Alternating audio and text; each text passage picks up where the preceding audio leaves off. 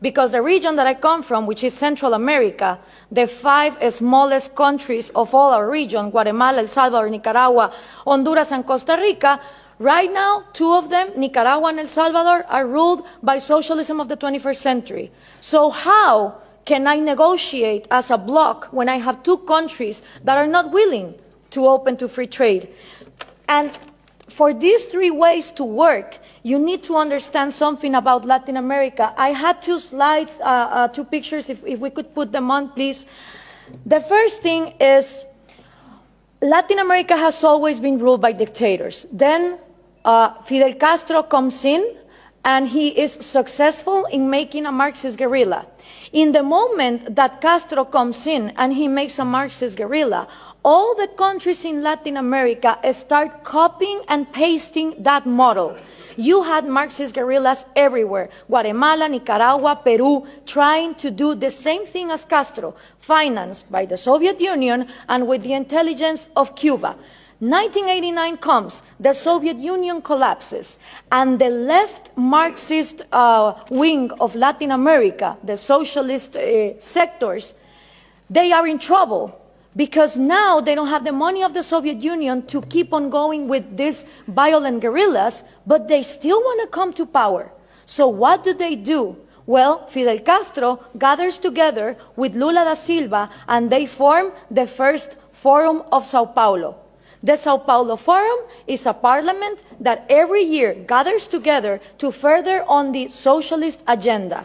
And they start working on 1990. In 1998, they put their first president, Hugo Chavez. And that was a relief for Cuba because the money that the Soviet Union was lacking to give, the oil of Venezuela started giving.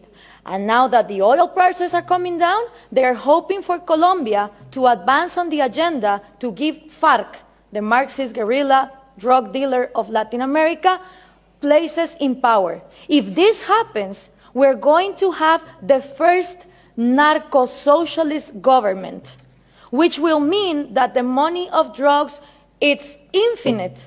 It doesn't depend on the market like oil, and then you have another socialism of maybe the 22nd century. So what we need to understand is this regional strategy is not only put in place in Venezuela, it has been put in place and tested in Brazil, Argentina, Chile, Uruguay, Nicaragua, El Salvador. And the places where they haven't governed, they have people who are waiting to come to power.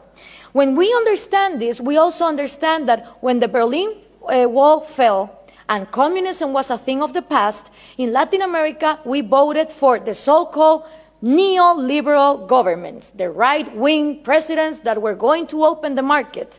These people gathered together in the Washington Consensus, and they promised that they would give us free market.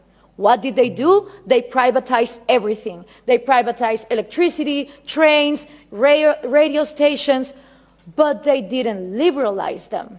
They gave them as oligopolies and monopolies to their peers, and this created crony capitalism. But for most of the population, the one to blame was free market. I don't know if we can now put the picture, please. For the people, what is needed to be blamed is free market, when free market has never existed in Latin America. So it's always blaming the government, but expecting more government to come in and solve the problem, like this picture shows here. So what happened then?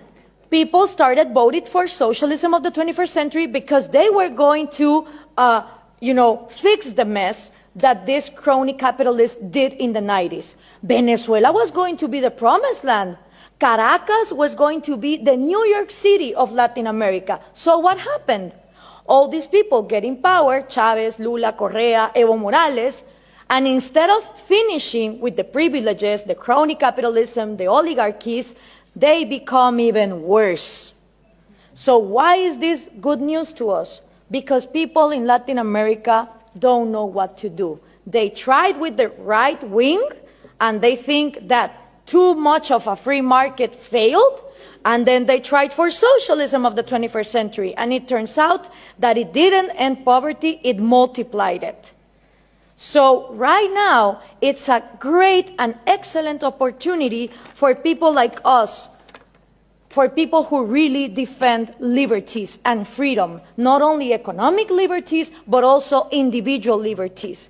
Because in a moment where there is frustration to the left and to the right, and everything has been tried, and all of them are statists who want to control the economy, is great news for people like us who want to defend freedom. The examples given here from different regions of the planet demonstrate that freedom works.